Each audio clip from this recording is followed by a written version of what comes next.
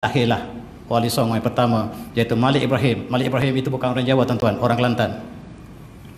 Itulah sejarah yang menemukan bagaimanakah Utsmaniyah mengutus ulama yang besar untuk Islamkan, sebab ketika itu Majapahit menguasai Jawa dan mereka di bawah pengaruh Hindu.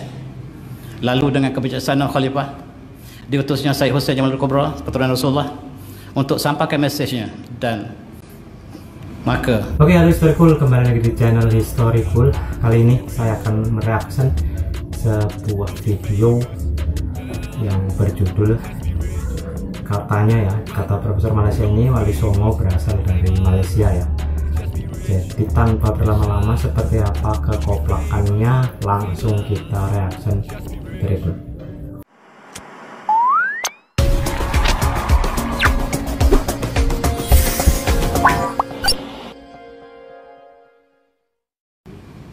Tuan-tuan, Utsmaniyah mengutus Wali Songo untuk menyampaikan mesej di Jawa. Mula-mulanya dia menghantar seorang ulama besar bernama Syed Hussein Jamaludin Kubra ke Champa. Champa ialah negeri Melayu yang saya sebutkan tadi. Sampai di sana, dia telah beristeri kepada beberapa orang puteri diraja.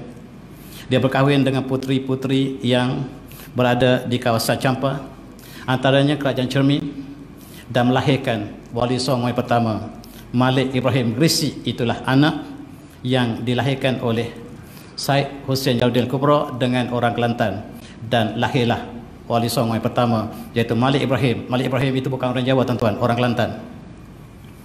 Itulah sejarah yang menemukan bagaimanakah Utsmaniyah mengutus ulama yang besar untuk Islamkan, sebab ketika itu Majapahit menguasai Jawa dan mereka di bawah pengaruh Hindu. Lalu dengan kebijaksanaan Khalifah, diutusnya Syed Hussein Jamaludin Kubra, keturunan Rasulullah, untuk sampaikan mesejnya. Dan maka anak ananda daripada Syed Hussein Kubra ini telah melaksanakan amanah tersebut, dan ke satu masa dia telah berangkat daripada Champa untuk menuju ke Jawa, ditemani oleh orang-orang Kelantan. Itu sebab di Yogyakarta ada nama kampung Klaten. Maksudnya ialah Malik Songo pertama dibantu oleh orang Kelantan untuk sampaikan mesej dakwah di Jawa, dan mereka telah memulakan dakwah tersebut. Tetapi sayang, apabila sampai di tempat, kapal mereka telah karam. Dia bernazar, sekiranya saya selamat, saya akan membina masjid yang terbesar ataupun masjid di pantai tersebut. Takdir ilahi, kapal yang sedang bocor itu didatangi oleh ikan kekacang yang banyak, menutupi lubang yang tembus tadi, dan akhirnya sampai ke pantai. Itu sebab Syed Hussein Jamaludin Kubra berpesan kepada anaknya, jangan makan ikan kacang. Tuan-tuan, yang tak boleh makan kacang di sini ialah keturunan daripada Syed Hussein Kubra ini. Ramai kawan kita tak boleh makan kacang, rupa-rupanya dia keturunan Rasulullah. Inilah sejarah, dan dia telah turun di tempat dan membina masjid yang pertama di negara kita. Ini masjid yang pertama, Masjid Kampung Laut Tumpat.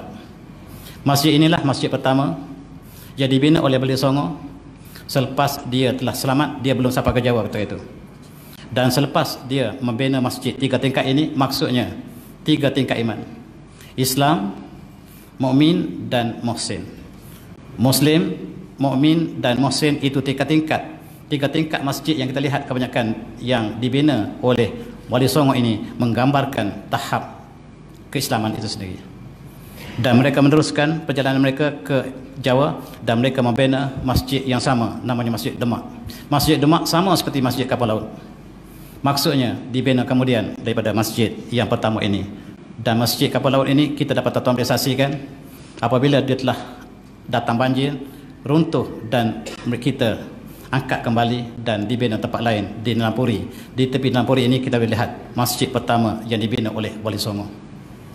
Tuan-tuan yang saya hormati, di Jawa bermulalah satu episod yang besar. Wali Songo dihantar satu persatu oleh Utsmaniyah. Wali Songo semuanya bukan orang Jawa, tuan-tuan.